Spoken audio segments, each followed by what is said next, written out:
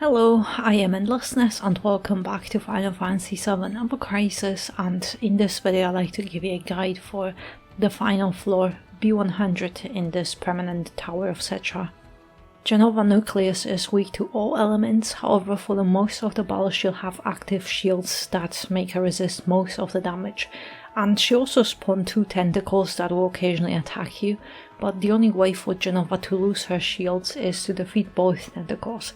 And after this she'll get stunned for a short period of time before spawning another wave of tentacles and shielding herself. So that means that essentially this fight has 2 phases. First is you getting rid of those tentacles, and then you have that short window of time to damage the boss before going back to tentacles and having another DPS phase on the boss. And after you defeat the first wave of tentacles and Jenova recovers, she'll do a vengeance attack, and during it both Jenova and her tentacles buff the magic attack, and they will start targeting the character with the highest HP. However, if you did enough damage during the first DPS phase on Jenova, you'll just skip it and you'll go straight to the sigil phase, which you can only break with a diamond sigil. And also, after you break it, during that stagger, Jenova shields will drop, so you have another short window of time to do a lot of damage. And Jenova will also attack you only with magic attacks, so you need higher magic defense buffs, and something to debuff her magic attack with. That's crucial. But since she's weak to all elements, you have a lot of options, so just bring attack buffs and also something to debuff elemental resistance.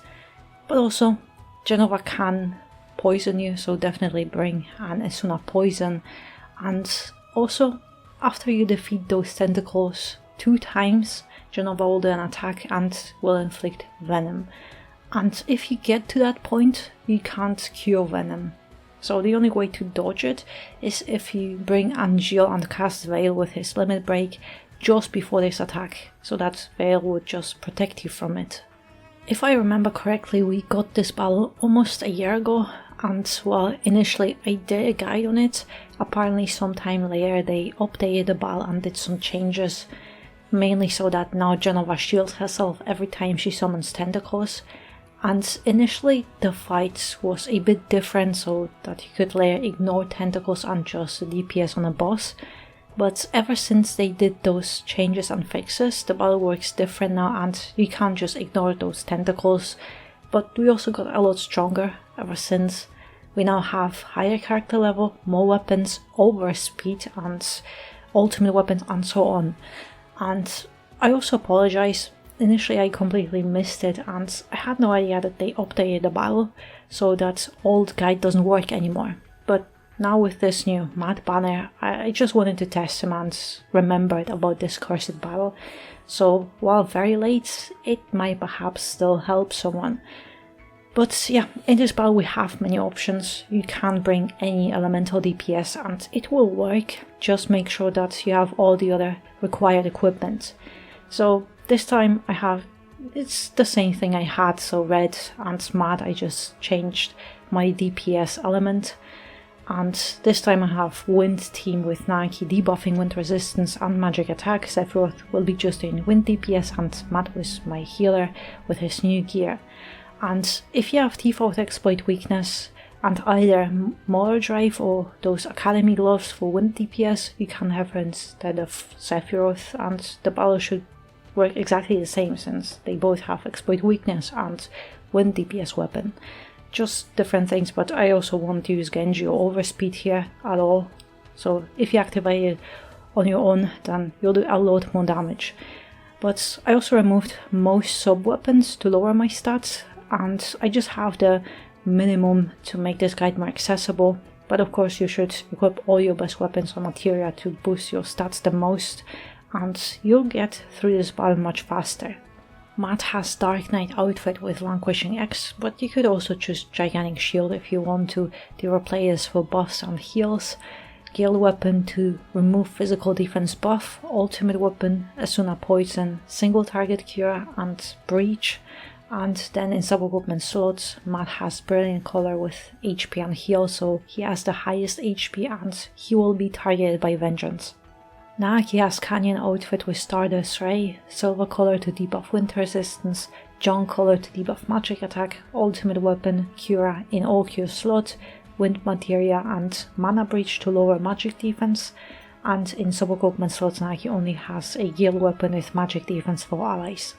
Sephiroth has Wind Arcanum outfit, but you can also pick Odin outfit as well. Zantetsuken, Dark Heavens for DPS, Odin for Exploit Weakness, Genji, and Materia just stat sticks with some physical attack and magic defense.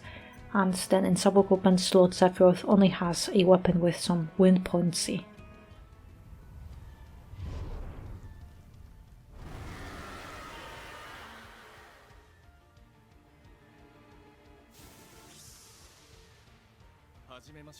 Alright, at the beginning of the battle, don't do any defensive buffs, because otherwise you would have wasted AB, but you can start debuffing magic attack and apply Odin.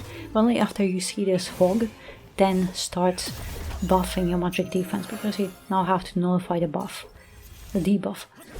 And with Sephiroth, with your DPS character, don't target Jenova at all, because you won't do any damage. So one more buff. And I'll heal with Naki. It's those few times where I'm going to use Naki to heal.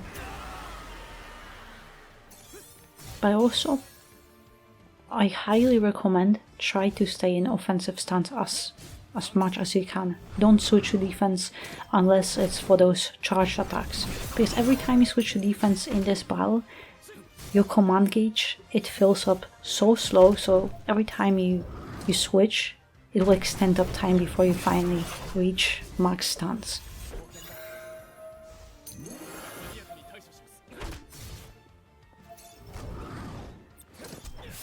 And also with Naki, try to keep Jenova, her magic attack, debuffed. It doesn't have to be -3, just so it's in the red so she doesn't buff it. So you take a little bit less damage and it's easier to recover. Also try to time your heals on those buffs so that you reapply them when they expire. And I misclicked. I wanted to single target Cura, but that was wrong button. But also because Matt's new weapon requires him to be above 70% HP, just try to keep him at high HP to get those magic defense buffs. And alright, that's the second morning whale, and it depends on your DPS. If you manage to finish off those tentacles in time, you would have skipped this attack because you would have stunned her. But it's the same thing. Just make sure her magic attack is debuffed, that you have at least nullified that magic defense buff or debuff, and the same thing as the beginning of the battle. But we are slowly closing in on stunning the boss. So one more tentacle. So let's just debuff Wind Resistance and start preparing the boss. And here, if you can, time killing those tentacles so you can reapply your Exploit Weakness to do a little bit more damage on a boss. Alright, all debuffs I apply on the boss, but I have to reapply physical attack buff. Alright, I am not using any overspeed or Genji on Sephiroth, so I don't overkill, because maxed out overspeed, it adds a lot of DPS.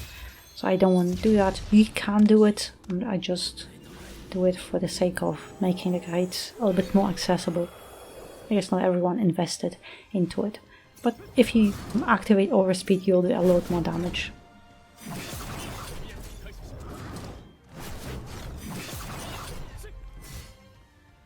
And also, while she is stunned, if you manage to get her to around 60% HP, you'll skip Vengeance.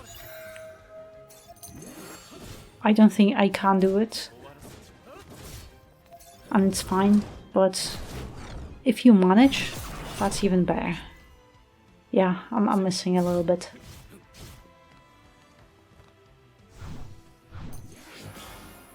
Alright.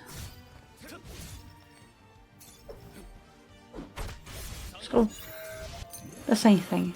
Also Poison Breath, if you didn't go to Sigil Phase, you know it because she does Poison Breath. Otherwise she just goes straight into Sigil Phase. But now you know it, and after Poison Breath it's Vengeance. And this attack is a little bit more complicated because all Tentacles and Jenova, they buff their magic attack, so you have to nullify it, because otherwise those lasers that those both Tentacles shoot, they can be dangerous. So nullify it, and with Matt you just have to keep healing. And also now debuff Jenova, and it should be fine.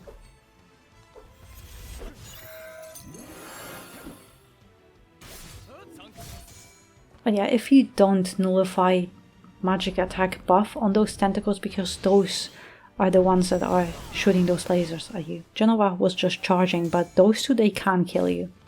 So that's why at least nullify that magic attack buff.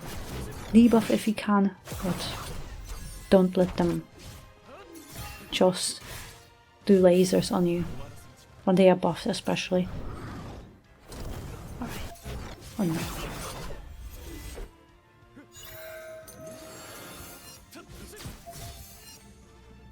I forgot about this battle only now, because we got that Matt limit break banner. I remember about it, and I wanted to test it, and I remembered that this battle was actually changed. But Matt is great now. He has 70% HP requirement to get that magic defense buff. Can be a little bit annoying, same with Camera I guess, but 4 AB plus heals, it's amazing. So you could say that this is a Matt's, well, Kamura Matt's weapon showcase, because it's a perfect battle for it.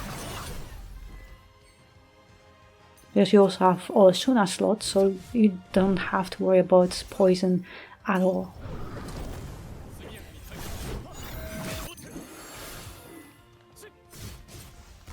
Alright, it's almost there. Almost.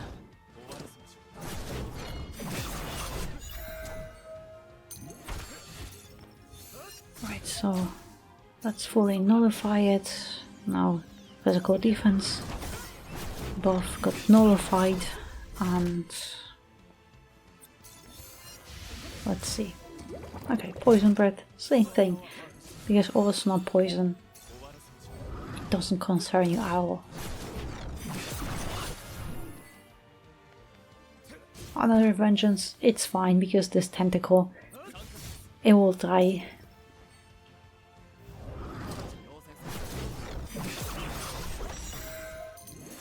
Well, we'll almost die.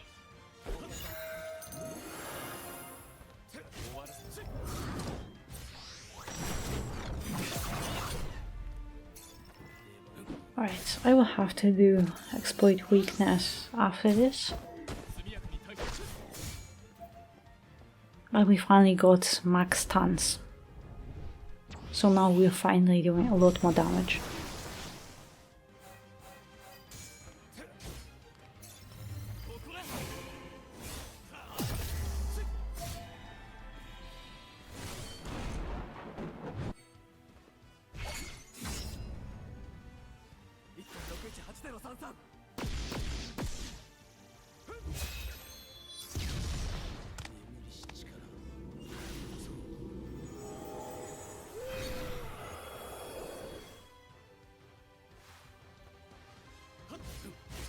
And it's alright, the same thing now. Just try to do as much DPS as you can.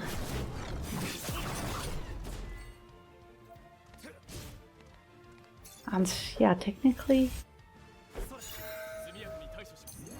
I could finish with the boss here. Oh. Rather no, very close. Yeah, she's already recovering, so one more attack and it's over. And it's fine actually.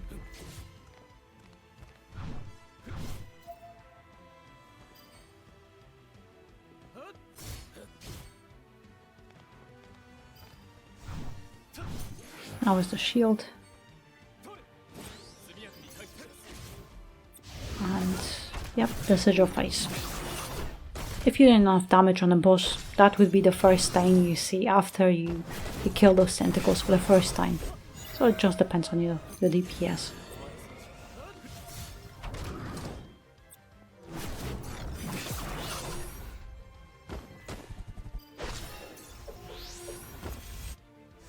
Alright, we're almost there. So let's see.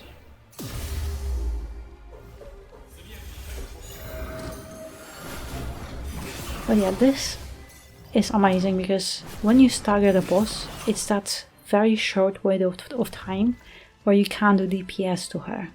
Otherwise, it's just when the tentacles are done and she is stunned. But this sigil face is new.